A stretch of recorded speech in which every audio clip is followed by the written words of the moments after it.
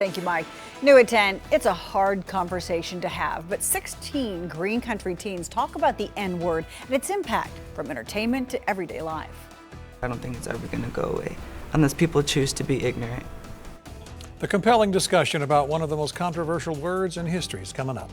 I'm Scott Thompson. I'm Karen Larson. We're glad you're watching 2 Works for You at 10. You've heard it in music. You've seen it on social media, from OU students in blackface using the word in a recent video to friends just casually using it on the street. We're talking about the N-word, and Tulsa students say they hear it every day. 2 Works for You's Travis Guillory sits down with a group of teenagers and a diversity expert for a candid discussion about one of the most controversial words in our shared American history.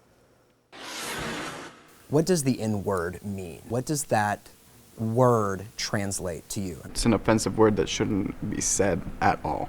I see the N-word, being used as a greeting, as like a way that you talk to your friends within like the Black community. When other Black people say it to me and I know they don't mean it in a negative connotation, I'm not as offended. When I hear it from a white person, I hear racism. I hear the whole history of how that word was used. If you're watching TV and you're watching some rally where the word is being hatefully thrown out, and then you walk outside and you hear somebody casually say it on the street, it's the same word, but does it have a different meaning? For me, it has everything to do with intent.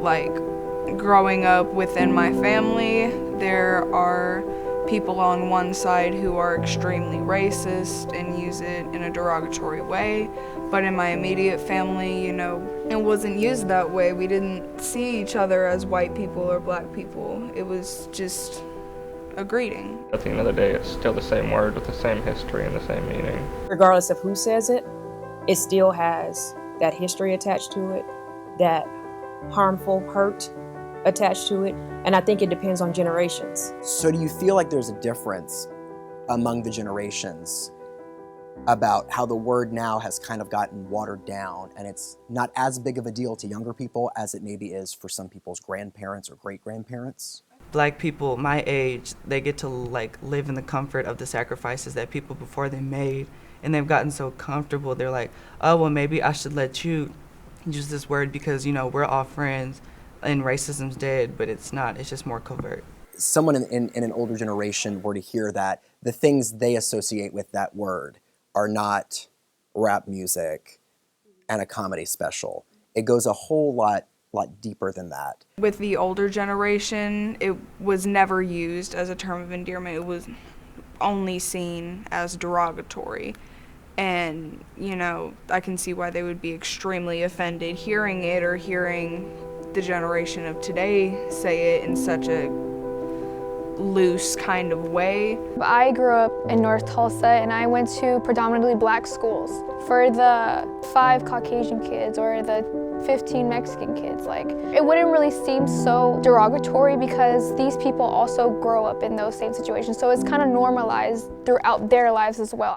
So if you're singing along to a song in a car and you use the N-word, do you get a pass? Is the N-word going away anytime soon? These are all questions that we'll dig deeper into tomorrow morning at 6:30 on 2 Works for You Today. Once that story airs, parts 1 and 2 will be available online on our website, kgrh.com, and also on our free 2 Works for You app. Travis Guillory, 2 Works for You.